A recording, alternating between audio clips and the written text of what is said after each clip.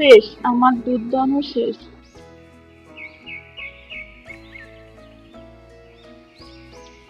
গিন্নি, তবে আমি চললাম।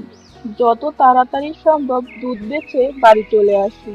হ্যাঁ গো, তবে সকাল সকাল এমন খালি পেটে বেরিও না, দুটো কিছু মুখে দিয়ে যাও। সময় নেই গিন্নি, সময় নেই। বেশি দেরি হয়ে গেলে আমার আবার অনেক লোকসান হয়ে যাবে। উপরন্তু মানুষ ভালো দুধও খেতে পারবে না। সে আমি জানি। ওই শিয়াল পণ্ডিত দুধে জল মিশিয়ে সকলের কাছে কম দামে দুধ বিক্রি করে।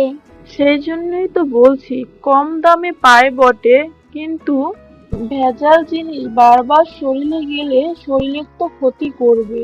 তাই তো যত দ্রুত সম্ভব আমি আমার খাঁটি দুধ পশু পাখিদের কাছে বিক্রি করে আসি। ঠিক আছে, তবে তুমি এসো, তাড়াতাড়ি চলে এসো কিন্তু। হ্যাঁ গিন্নি, তুমি বরং জলখাবার তৈরি করো, আমি তাড়াতাড়ি চলে আসবো। দুজন মিলে একসাথে জলখাবার খাবো।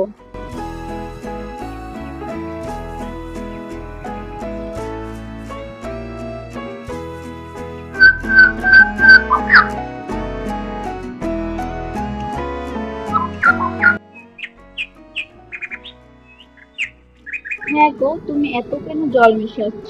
লোকজন যে ধরে ফেলবে। আরে গিন্নি, তুমি চুপ করো। সকালবেলা কানের মাথা খেও না তো। আমি যা করছি শুধু চুপচাপ দেখে যাও। কিন্তু এত ভেজাল খাবার খাওয়ানো কি ঠিক হবে? এতে তো মানুষের শরীর খারাপ করবে। আরে গিন্নি, লোকজন এত কিছু ভাবে না, তারা কম দামে মাল কিনতে চায়। মাল ভালো কি মন্দ সেদিকে তাদের কোনো খেয়াল থাকে না।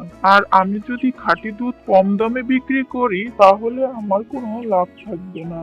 গিন্নি, তুমি থাকো, আমি চললাম। ঝটপট দুধগুলো বিক্রি করে চলে আসবো। ঠিক আছে, এসো তাহলে।